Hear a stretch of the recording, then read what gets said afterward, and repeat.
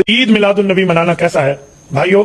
ईद मिलादुन्नबी ये तीनों लफ्ज इकट्ठे कुरान से या हुजूर के फरमान से या किसी सहाबी की अमल से दिखा दें। मैं मदीना तैयबा से घड़ी लाया हूं आपको तोहफा। ईद मिलादुन्नबी ये तीन लफ्ज इकट्ठे मुझे दिखा दें, कुरान से, हुजूर के फरमान से, सहाबा के अमल से। अगली बात करूं, मौलाना अहमद रजा खान बरेलवी की किसी किताब से ये तीनों लफ्ज इकट्ठे दिखा दो, आपको घड़ी तोहफा। उसकी वफात है 1921 तक। ईद मिलादुन्नबी का लफ्ज उसकी किताब में भी नहीं है। मिलादुन्नबी है या ईद का अलहदा तस्वुर है, ये तीन लफ्ज इकट्ठे तो उसने भी नहीं लिखे जो आपने मुझे तीसरी ईद बनाने के लिख दिया। इस बर्रे सगीर में पहला जुलूस ईद मिलादुन्नबी का 1931 में निकला है और अहमद रजा साहब की वफात 1921 में है। ये दीन का काम उसने भी नहीं किया था जो तुम कर रहे हो।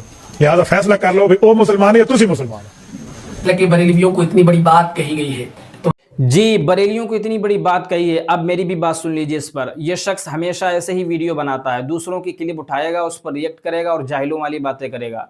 मिस इन्फॉर्मेशन देकर लोगों को गुमराह करने का इसने ठेका ले रखा है। अब सुनिए, जिस बात की दलील ये कुरान और हदीस से मांग रहे हैं, तो जनाब इतना तो पता होना चाहिए कि जब कोई अमल सुन्नत हो, फ़र्ज़ हो या वाजिब हो, तभी उसका उस तरह सबूत पेश करना होता है। लेकिन ईद मिलादुन्नबी ना तो सुन्नत है, ना फ़र्ज़ है, ना ही वाजिब है। ये अमल मुस्तहब है, जिसे बिदअत हसना कहते हैं, यानी अच्छा अमल है।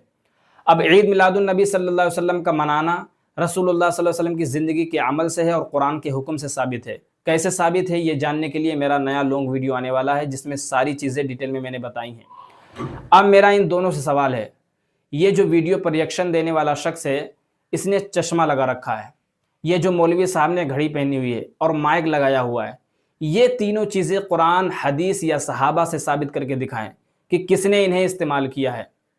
असल बात यह है कि ये सब चीज़ें इसलिए इस्तेमाल करना जायज़ समझते हैं क्योंकि ये इंसान की ज़रूरत है। तो ईद मिलादुन्नबी मनाना, नबी सल्लल्लाहु अलैहि वसल्लम का जिक्र करना, नात पढ़ना, दरूद पढ़ना, ये सब मोमिनों की रूह के लिए ज़रूरी है और इसे जायज़ समझते हैं, बल्कि ये सवाब का काम है। अब तुम दिखाओ कौन सी किताब में लिखा हुआ है कि ईद मिलादुन्नबी मनाना नाजायज़ या हराम है, या फिर इसे मनाने से रोका गया हो।